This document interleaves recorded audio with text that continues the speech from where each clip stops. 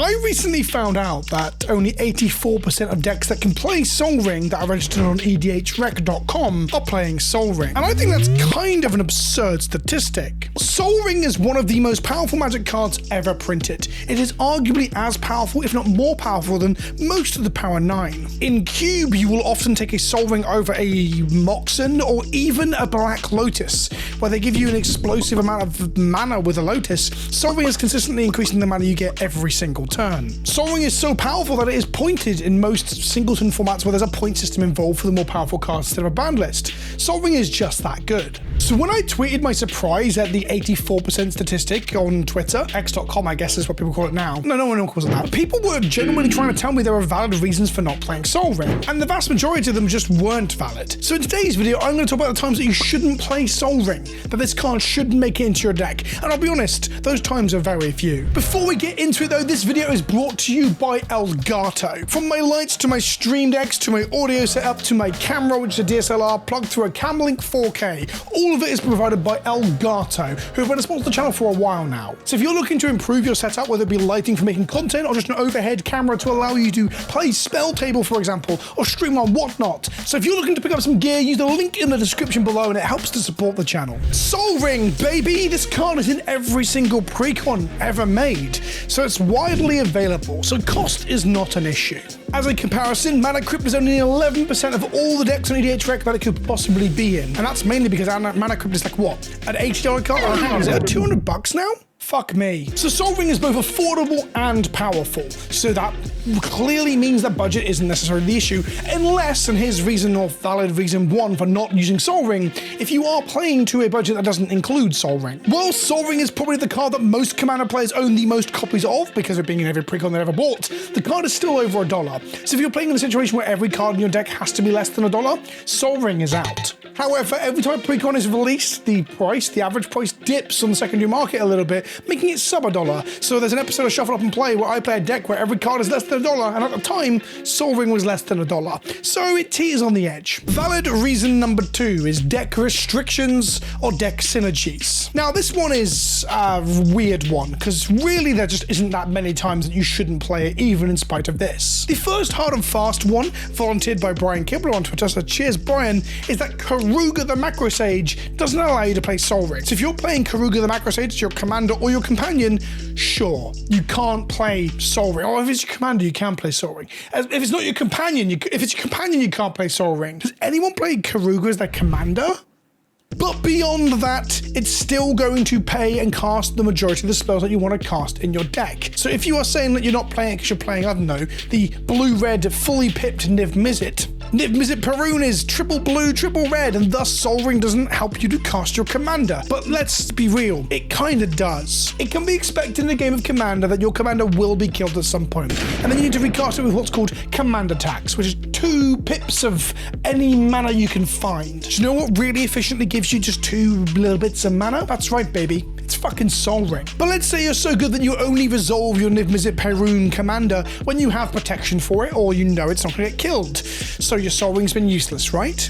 Wrong. What about Tandem Lookout or Ophidian Eye? A Propaganda or a Windfall? The Locust God, Psychosis Crawler, Laboratory Maniac, hell, just the generic costs of other spells that don't cost 2, like a Young Pyromancer and an Erebor Flamesmith on the same fucking turn. You will have cards in your deck that you can use the generic mana from a Sol Ring on, even if your commander doesn't utilize it outside of paying for commander tax. Joda the Unifier is a 5-color commander where its commander cost is 1 of each color. But I bet your fucking mum you're playing Relic of Legends in there, aren't ya? Coalition Relic, Heroes Podium, Captain Sisay, Samut Voice of Dissent. All of these cards can be played off your Sol Ring and played earlier.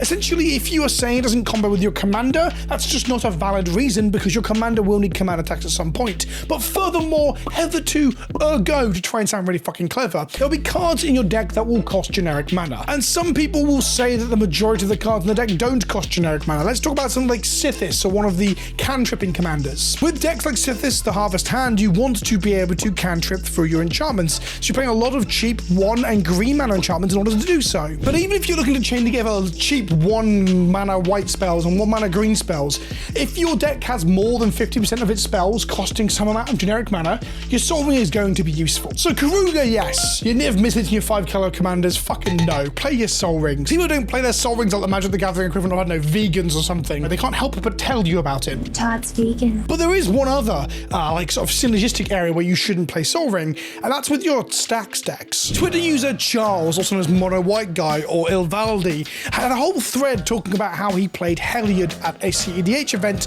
and how Heliod is a Stax deck that doesn't benefit from Sol Ring. In essence, there's a few reasons for this. Firstly, pretty much every card in the deck is 1 generic mana plus 1 white mana, or 1 generic mana plus 2 white mana, and thus Sol Ring doesn't actually accelerate you, bar perhaps double spelling on occasion. But on top of that, it's playing both Null Rod and Stony Silence, 2 cards that will fuck up your own Sol Ring. However, there are circumstances when you do want to play Sol Ring, even if you are playing Collector Oofs and Stony Silence, that will turn it off. But if you're playing a lot of those effects, it's a good point to not play cards that will be dead when you have those effects in play. I'll link in the description below the Twitter thread, but he goes on to explain that if your commander has no inherent card advantage, playing a non-bow that strong, or that strong of a non-bow, is gonna fuck you, because you can't draw out of it. But again, I just want to reiterate, even if you're playing mono green elves and you think playing an elf is stronger than playing a Sol Ring, that elf has to be very impactful. Sol Ring is incredibly powerful. Next up on the docket is power level reasons. Perhaps you're not playing Sol Ring to make your decks worse or weaker. Now, I get it, if everyone at the table is on the same page, you might be trying to lessen the power level of your decks,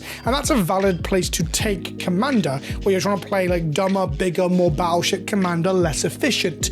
However, I've always been a strong believer in the most fun being able to cast your spells. Now, this normally comes in playing untapped mana. That's why I really advocate for people to just proxy fetches and jewel lands, original jewels like Tropical Island and Volk. Now, things like Mana Crypt and similar are very expensive, and I'm not saying that everyone should proxy all of those things, because then we're leaning way too much into the efficiency. If everyone has access to everything all the time, we get super efficient. And I think that can exist in a proxy environment. I'm still pro that. But if you're still trying to play down in the middling power levels, that arms race is not where you want to be. However, Sol Ring is the accessible card that everyone's got and that everyone can play with. It's become infamous and, part and parcel of format for a reason. Now, some people will argue that it makes uneven games, that one player gets a Sol Ring and no one else does, and thus they're too far ahead. Or the other example is that one person gets a Sol Ring, keeps a greedy hand, and gets their Sol Ring blown up by an interactive player, and then they're fucked for the rest of the game. The first one doesn't really happen, and the second one is the fault of the player who kept a greedy hand. Sometimes when you keep a greedy hand, you should be punished. Sometimes you need to stop being a fucking baby. But in the former camp of like someone getting miles ahead with Sol Ring, Command Zone did a little study using the data from lots of online games to determine if a turn 1 Sol Ring really led to an advantage where you ended up winning. And their findings and their statistics were that a turn 1 Sol Ring makes you less likely to win. Now, that might sound crazy, but there's a few reasons for that. Firstly, the mana advantage of a Sol Ring in 1v1 Magic is hugely up than it is in a multiplayer format, where you're getting an extra 2 mana every turn, but that 2 mana has to compete against the mana economy of 3 other players as opposed to 1. You aren't just making 2 extra mana on top of the opponent, you're making 2 extra mana compared to the 3 people at the table. That's the first reason why Sol Ring isn't as busted in Commander as people like to pretend it is when they're clambering to ban it. But beyond that as well, there's the great equalizing factor of Commander as to why Sol Ring doesn't push games to be as uneven as people think. If one player gets ahead in Commander, the other 3 players can talk and commune and gang up and arch enemy the living shit out of that person. In Party Box, a completely different format that I invented, that I've done a video on, it was on the Magic Card Market YouTube channel recently. But in Party Box, I have cards that are Pokemon and Yu-Gi-Oh! And Digimon and shit that are thousands of power and toughness. And it's very rare for one player to resolve one of those and kill another player with it.